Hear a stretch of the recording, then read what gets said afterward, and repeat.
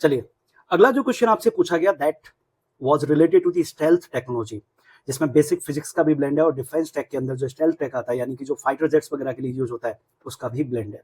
एक अच्छा क्वेश्चन है, मॉडरेट टू टफ की कैटेगरी के अंदर ये हमें देखने को मिलेगा। ठीक है, देखते हैं इसमें क्या है।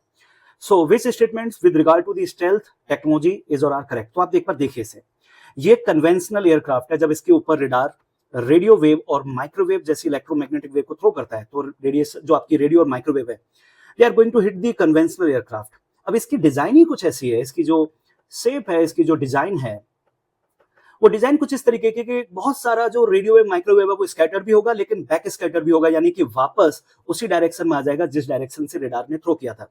ऐसा करके इसका जो रेडार क्रॉस सेक्शन होता है वो बहुत बढ़ जाता है। ये है visibility in the I of radar.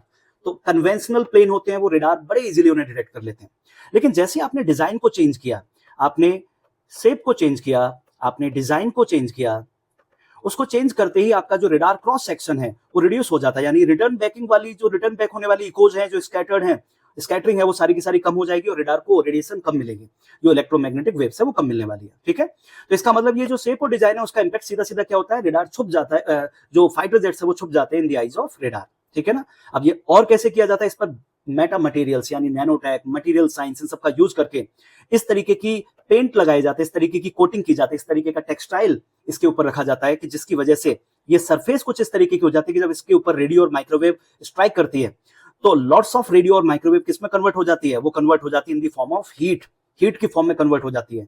Heat को भी कंट्रोल करने के लिए इस पर शील्ड लगा देते हैं, तो ऐसा करके ये इंफ्रारेड सेंसर और रेडार इन सबकी नजर से बच जाते हैं।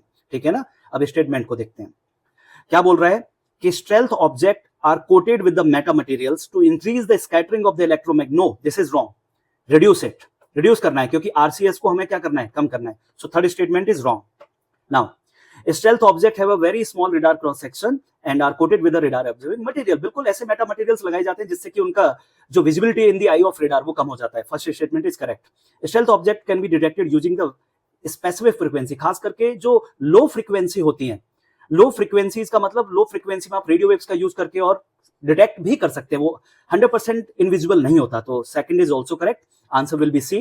दैट मींस आपका करेक्ट आंसर क्या हो जाएगा, आपका आंसर करेक्ट हो जाएगा C 1 and 2। So that will be the answer.